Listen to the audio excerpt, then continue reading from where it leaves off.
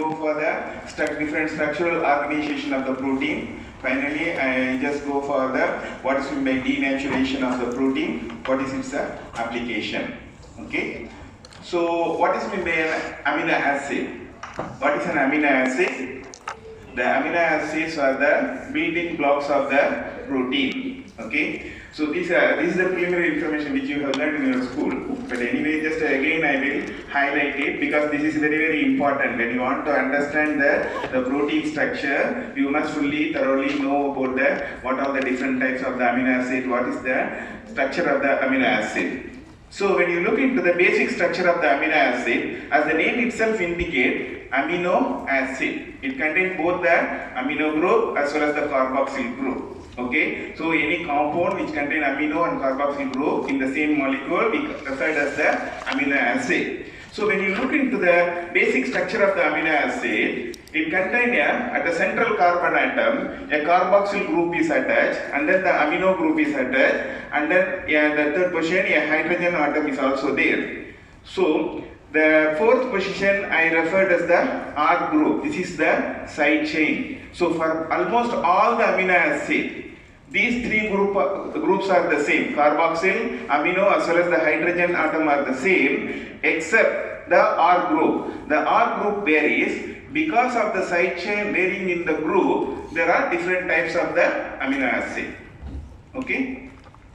So the R group may be a non-polar. What is meant by non-polar? It is not involved in the hydrogen bonding, isn't it? Polar means it is the groups are involved in the hydrogen bonding. And then acidic amino acid means at the physiological pH. So when there is a negative charge, finally it carries the negative charge. Basic amino acid means it at the physiological pH, the side chain group carries the positive charge. So we call it as acidic amino acid as the negative amino acid, and then basic is the positive, the amino acid. You can look at the structure. So this is the simplest amino acid, glycine. Look at here, all the three groups are the same, COO, and then amino, and then hydrogen. And then the one more group is here in the case of the glycine, another hydrogen molecule as the side chain molecule. But when you look at the alanine, the next the amino acid, non-polar aliphatic amino acid, the carboxyl group, amino group and hydrogen is the same, and then the hydrogen is now replaced with the methyl group. So the chain is changing, so instead of glycine we call that amino acid as alanine. Like that, when you look into the many of the amino acid, the side chains are changed because since the side chain is having the branched character, so we call it as the branched chain amino acid. Valine, leucine and isoleucine. And then when you look into the asparagine and glutamine, so they are polar but uncharged because both positive and negative charges are there. So the charges are nullified, but at the same time since it contains the CO group, it can interact with the water molecule, it can form the hydrogen bonding. So that it's a polar uncharged molecule. And then when you look into the serine threonine also polar uncharged molecule. Another group of amino acids, they contain the sulfur at the side chain group. So the main amino acids are cysteine as well as the methionine that contain in the side chain the sulfur group. So we call it as sulfur containing amino acid. When you look at the structure of the aromatic amino acid, it contains an aromatic ring, therefore we referred as the aromatic amino acid. Among that, the phenylalanine is a non-polar amino acid, but tyrosine and tryptophan is the polar amino acid because of the OH group. Okay, and then in the case of the charged amino acid, so the acidic amino acid like aspartic acid and glutamic acid contain an extra carboxyl group in the side chain, so we call it as the acidic amino acid. But in the case of the basic amino acid, it contains an extra positive group at the side chain, so we refer as the basic amino acid. Is it clear? Just this is not in the lecture, just I am outlining. You must understand because when I am talking about the disulfide bond, other bond, you should know this what is the structure of the cysteine. So it contains the sulfur group in their side chain. Okay. So now I just next part is the peptides. What is meant by a peptide? A peptide is a smaller molecule. So when the amino acids are joined together, so one amino acid joins with the another amino acid to give a dipeptide with the one peptide bond, CONH bond. I will show in the diagram later. And then when another amino acid, dipeptide is there, one more amino acids are joined, we call it as a tripeptide. Like that, the chains can grow to give the oligopeptide. Then more than 100, 25 or 100, we call it as a polypeptide. Okay.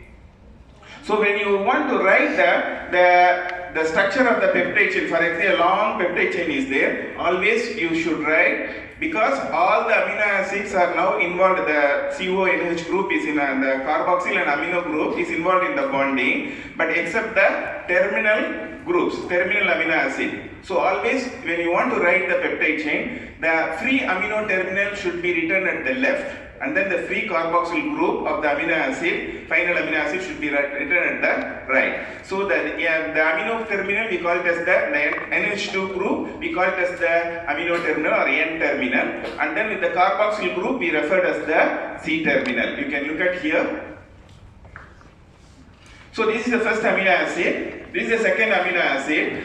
The first amino acid carrying the carboxyl group, the second amino acid is having the amino group. By the elimination of the water molecule, what happened? There is the formation of the bond. This CONH bond, we call it as a peptide bond.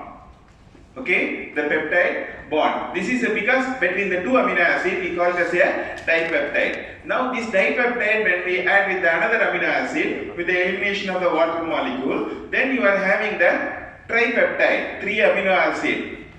And then by adding more and more amino acid, you are forming a polypeptide. As I mentioned, all the amino acid are involved in the CO peptide bond formation except the carboxy terminal as well as the amino terminal amino acid, isn't it? The free amino group is there at the end. Are you clear or not? Yes. Okay. So this is the polypeptide. This polypeptide we can refer as the protein. Okay. So yesterday I asked, I want to ask one question. Yesterday, when you look into the estimation of the protein by Biuret reaction, isn't it? I am expecting some question from you, but nobody asked the question. So I mentioned that amino acid and dipeptide does not give rise to Biuret reaction. Why? So in the case of do you have any answer? So amino acid doesn't contain peptide bond, because I told you the Biuret reagent only react with the peptide bond, isn't it? And then amino acid doesn't contain any peptide bond, so it cannot react. So that is excluded. But dipeptide contains the peptide bond, isn't it? But in the dipeptide you have only one peptide bond. So that when you look at because by name of the molecule called Biuret, which is the 2 molecules of urea joined to give the Biuret. When you look at here, like it looks like 2 CONH bond, isn't it? So that it can form the complex with the copper molecule. Therefore, because of the complex formation, you are getting the violet-blue complex. In the case of the dipeptide, since you have only one CONH bond, it cannot form the complex. So when you are having the tripeptide, yes, that can form the complex like this. Therefore, amino acid and dipeptide does not give rise to the positive test for Biuret reaction. You must remember, because they may ask in the question, the exam also, the same thing. Okay, so why? But when you are having the more and more peptide bonds, so the intensity of the color will be more. Okay, so that thereby you can quantitate, because yesterday we did the qualitative test, isn't it? Just whether any change in the color. Okay, so that we can say presence of protein. But when the intensity, more proteins are there, more complex formation, the intensity of the color will be more. Therefore, you can quantitate it through colorimetrically at 540 nanometer. When you estimate, you can say this much amount of protein is present in this sample. Okay, this is the basis for the test. Even in the labs, they are using this test. Okay. The next one. So I told you the peptides, isn't it? So among that, not only the amino acid joins to give the protein polypeptide, smaller peptide also biologically active in our body. So for example, in the case of a very important peptide called glutathione. This is a combination of the 3 amino acids, made up of 3 amino acids, gamma, glutamine, cysteine, glycine. Glutamic acid, cysteine as well as glycine joins together to give the peptide called glutathione. It is a tripeptide. It is involved in the protein and DNA synthesis, drug and environmental toxin metabolism, and anywhere when you look into it, you can refer the glutathione as a very important antioxidant in our body. Okay? So the next one is the vasopressin. It is made up of the 9 amino acid. It is a nanopeptide and it is an antidiuretic hormone to retain the water by the kidney. The next one is the oxytocin. It is made up of 9 different amino acids. These amino acids may be different, okay? So that is involved in the uterine smooth muscle contraction as well as the milk secretion. Likewise, you have the methionine, encephalin, angiotensin 2 and then bradykinin. All these smaller peptides also, not necessarily the amino acid only function as the joint to give the protein. Even a smaller peptide formed also biologically important in our body, you must remember. So, as well as many of the hormones are the peptide. For example, insulin for the diabetic patient, as well as some of the antibiotics also a peptide. Valinomycin and gramicidin A, also the smaller peptides are act as the antibiotic. As well as vaccines are developed by from the viral protein. They develop the vaccines through the recombinant DNA technology. So this is also a smaller peptide. Okay, that can act as the vaccines. Okay, these are all the various clinical applications. Especially this recombinant DNA technology, the viral peptide for the hepatitis B, the vaccines.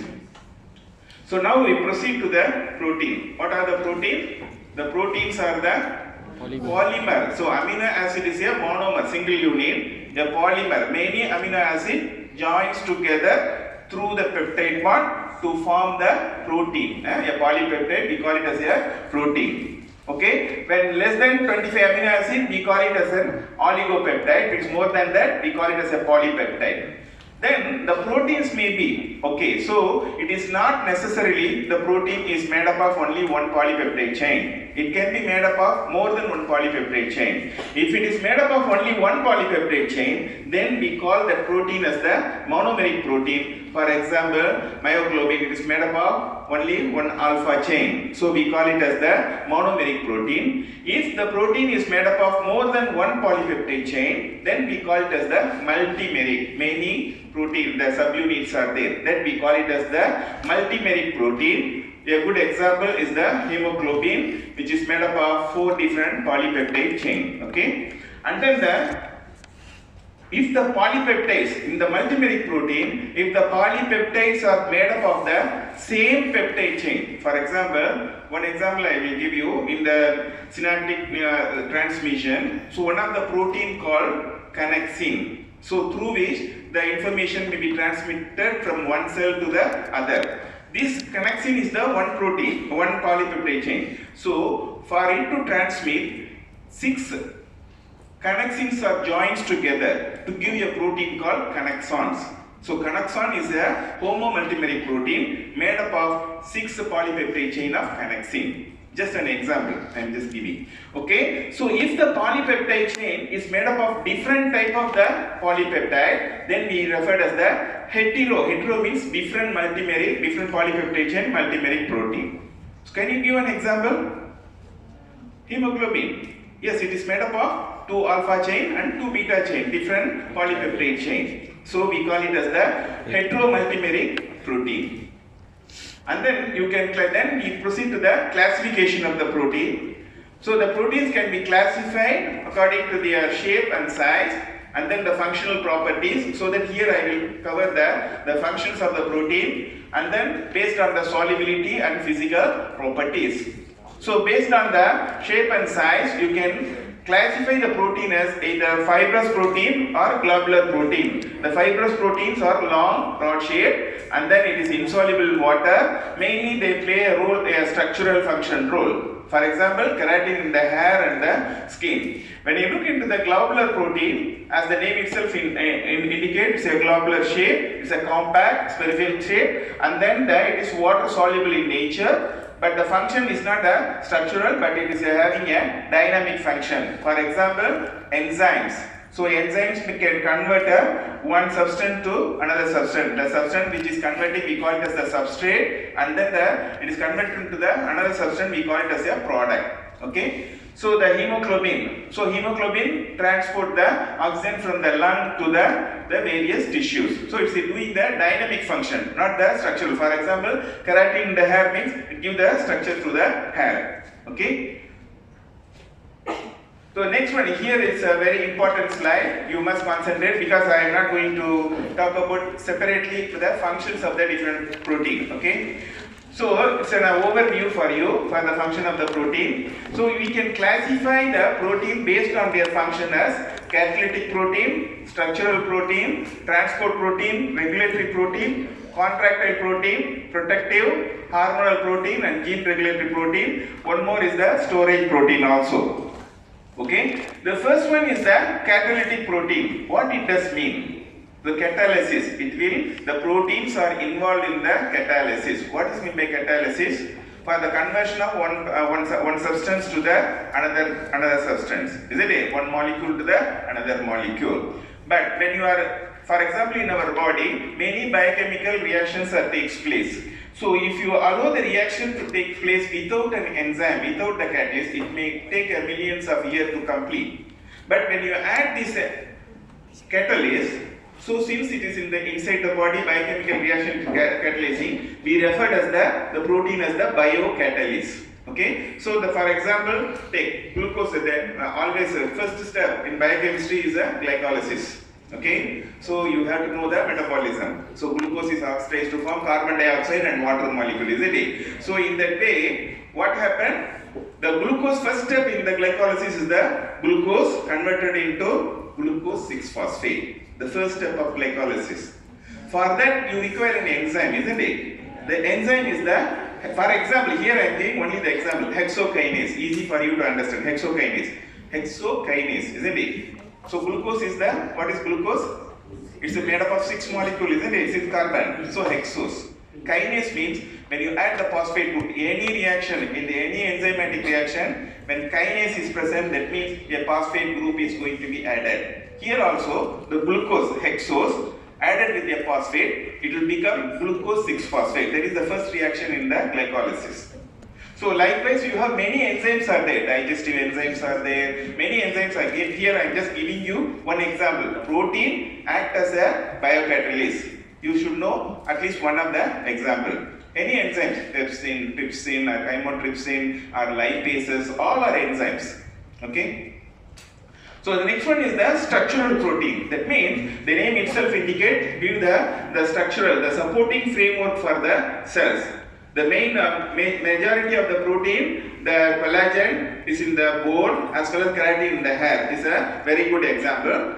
The next one is the transport protein. As the name indicates, it will transport the molecule from one cell to the other, or from one place to the one tissue to the other tissue. So here a very good example is the transport of the oxygen from the lung to the other cells. So through the hemoglobin carry this one. So we call the hemoglobin as a transport protein. Next one is the regulatory protein. That means it will regulate some of the metabolic activities. So some metabolism is taking place. So when the metabolism is taking place, by this protein, the metabolism can be altered. Okay, by binding. For example, this calcium binding calmodulin. So this is one of the protein. So whenever, for example, this protein is involved, I am just giving briefly. So when the excess glucose is there, that is stored in the liver as glycogen, and as well as in the muscle. When the muscle exercise takes place, severe exercise, then the muscle require the energy. So they will use the stored glycogen. For that, it has to get to be metabolized. The enzyme is the glycogen phosphorylase, muscle glycogen phosphorylase. For the enzyme to become inactive form to the active form, some sort of the activation required. This protein bind to the enzyme, then it will activate the glycogen phosphorylase, by which the glycogen can be broken down. It is regulating the breakdown of the glycogen metabolism. So we call it as the regulatory. Many proteins are there. Here I am just giving you one example. The next one is the contractile protein, because it is involved in the muscle contraction as well as the relaxation. So actin and myosin, these are all the protein in the skeletal muscle involved in the muscle contraction as well as relaxation. Next one is the protective protein. As the name indicates, it will protect our cells as well as the body against the various incoming pathogens, for example bacteria, viruses. This provide the defensive role. So that is a very good example is the immunoglobulin, as well as the protective, because whenever the blood is coming out, it has to clot, isn't it? When the cut is there, blood is coming out. For that, the fibrin, all these proteins are involved in the blood clotting. So these are all the protective protein. Next one is the hormonal protein. That means the protein serve as the hormone. It is secreted by the endocrine gland and go to the other cell and then elicit their response.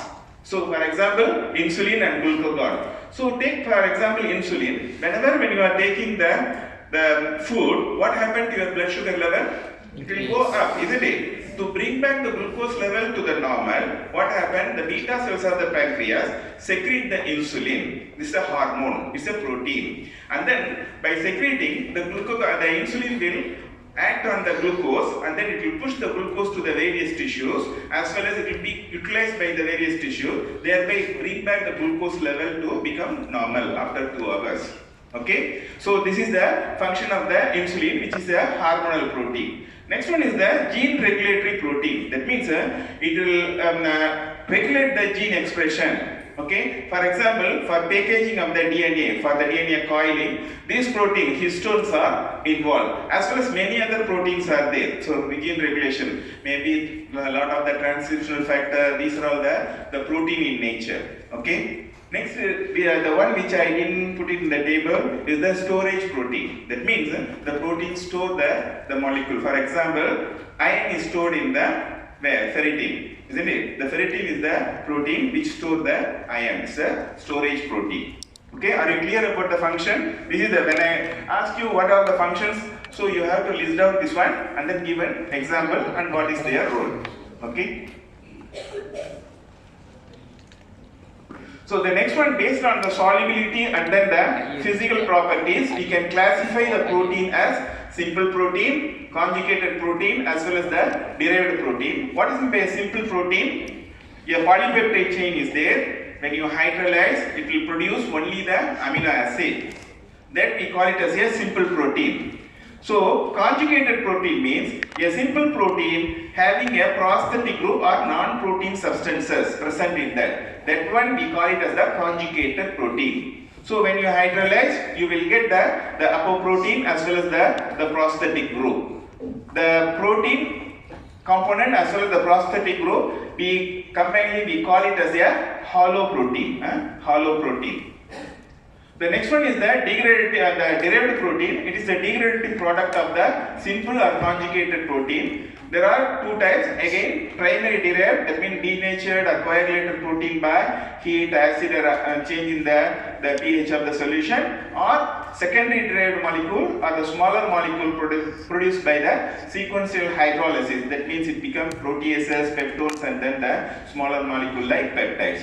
Here we will go further into what are the different types of the conjugated protein. So the hollow protein, the combination of the prosthetic group as well as the protein, we refer as the hollow protein. Nucleoprotein, as the name itself indicates, in the protein there is a presence of the nucleic acid as the prosthetic group. So we call it as the nucleoprotein. For example, nucleohistone, nucleoprotamine, these are all the nucleoprotein. Mucoprotein, that means it contains the polysaccharide, because when you did your carbohydrate GSL, you may know what is meant by glycoprotein, what is meant by mucopolysaccharide. Okay, so in the mucoprotein, you have the protein component attached with the mucopolysaccharide, that we referred as the mucoprotein. Very good examples are mucin as well as the blood group substances. Next one is the glycoprotein. In this case, the protein is attached with their carbohydrate. For example, immunoglobulin. Chromoprotein means the chrome itself, the name itself indicate, it will give the color to the protein, chromoprotein. Okay, so porphyrin, this porphyrin ring is present in the protein that will give the color. For example, the red color of the hemoglobin because of this porphyrin unit. And then the next one is the lipoprotein, as the protein contain the lipid molecule as the prosthetic group. For example, triglyceride, phospholipid, and then this when this triglyceride and phospholipid is attached with the protein, there may be a classes of the different lipoproteins. You may learn in your cardiovascular block. So how the lipoproteins are formed and how it has been utilized. Okay. So there are, I just put LDL and VLDL. That means low density lipoprotein, very low density lipoprotein. Okay. So next one is the phosphoprotein that contain a phosphate group in their protein. And then for example alpha, beta, gamma, casein. Metalloprotein, that means the protein contain the metal groups in their structure. For example, iron, copper, zinc, magnesium and manganese, ferritin, Fe, and then the ceruloplasmin, copper. As well as when you look into the enzymes, some of the enzymes also require or attached with this metal group for easy for their catalysis. Okay, so that we referred as the metalloprotein. So now, are you clear about the classification? Okay. Next we proceed to the, this is also important, function, as well this is the structure I am going to talk about. There are 4 different levels of the structural organization of the protein that we referred as the primary structure, secondary structure, tertiary and quaternary structure. That will made up for the up to tertiary. So if the protein is made up of one polypeptide chain, it will exhibit 3 levels: primary, secondary and tertiary. If the protein is made up of more than one polypeptide chain, then it will exhibit the quaternary structure. Okay. So just look at the figure here. So this is the primary structure, just the arrangement of the amino acid. How does it get folded? Further folded, and then if more than one polypeptide chain, how does it get interacted? That we call it as the quaternary. Now we go one by one. What is the primary structure? It is the arrangement, just arrangement of the linear. The terms are very important. Linear arrangement, sequential arrangement of the amino acid. For example, so the protein contains, for example, 100 amino acid. So if the amino acids are not properly arranged, then it won't do their function. So it needs to be arranged in a proper sequence. That through the peptide bond, the amino acids are joined together through the peptide bond. The primary structure is stabilized by the peptide bonds. That is the covalent peptide bond. So the linear sequence of the amino acid residue, because when you write the sequence, so each amino acid you are referring it as in the sequence amino acid residues, not as amino acid residues in the protein. And then that particular primary structure determines the 3-dimensional structure of the protein, as well as this 3-dimensional structure determine the function of the protein. If the amino acids are, for example, take enzyme. Okay, enzyme is a protein. So when the arrangement of the, for example, 100 amino acids are there, if the arrangement is not proper, then it won't get folded in such a way to give their functional role.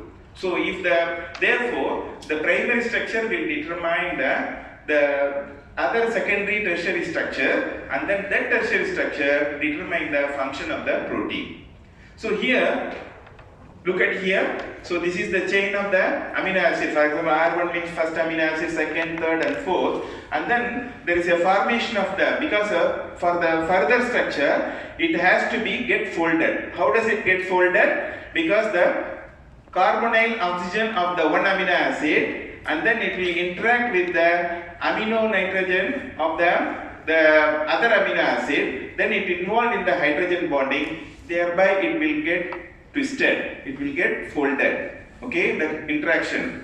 Now it is very linear. I will show in the next slide. And then when this kind of hydrogen bonding is there, then it will get folded. Okay. So the what is the secondary structure? Because when such kind of the bonding is occur, that will lead to the folding of the primary structure. The regular folding regions of the polypeptide chain may lead to a alpha helix or the beta theta sheet or triple helical and super secondary structures exist. Okay, this structure, the secondary structure is stabilized by hydrogen bond. Primary structure by the polypeptide, the peptide bond, and then the secondary structure by the hydrogen bond between the carbonyl group of one peptide bond and then the amino group of the another peptide bond. This interaction may occur in the same chain, polypeptide chain, or it can occur in the another polypeptide chain. Okay.